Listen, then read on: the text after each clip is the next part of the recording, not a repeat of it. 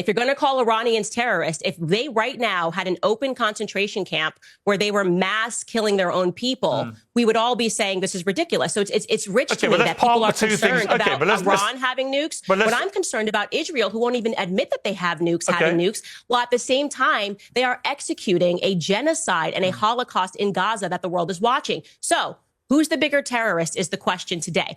I would say as an American that if we're going to get behind a regime change, it should be in Israel first. So that would be my position. I think the position of a lot of people who are waking up to the fact that Zionism has brought us nothing but grief in America. Can you name one positive thing that Zionists have contributed to America? That us fighting these perpetual wars on behalf of Zionism has contributed to America? When the leader of Iran says death to America, why doesn't that concern you? That's a chant. And by the way, I want to be very clear. Why are they chanting death to America? Why are they chanting that? That's kind of a random thing. Like, I don't wake up one day and go like, dead?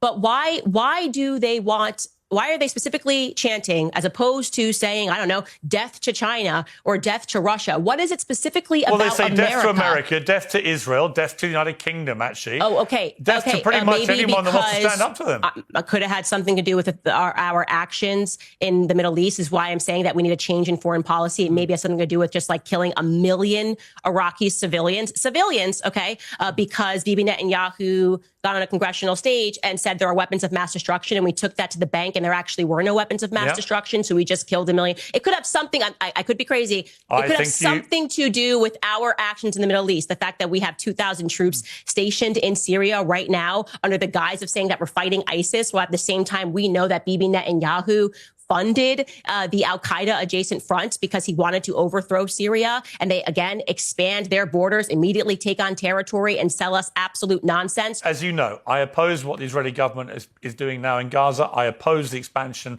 of settlements on the West Bank. I think all of that is completely wrong. I do think America supports Israel because it remains the only democracy in the Middle East, and that's an important... They're not a democracy. Stop saying that, Pierce. You know better. Well, they have elections. It's not a democracy. They have elections. But who gets to vote in those elections? Do the Gazans get to vote in that election?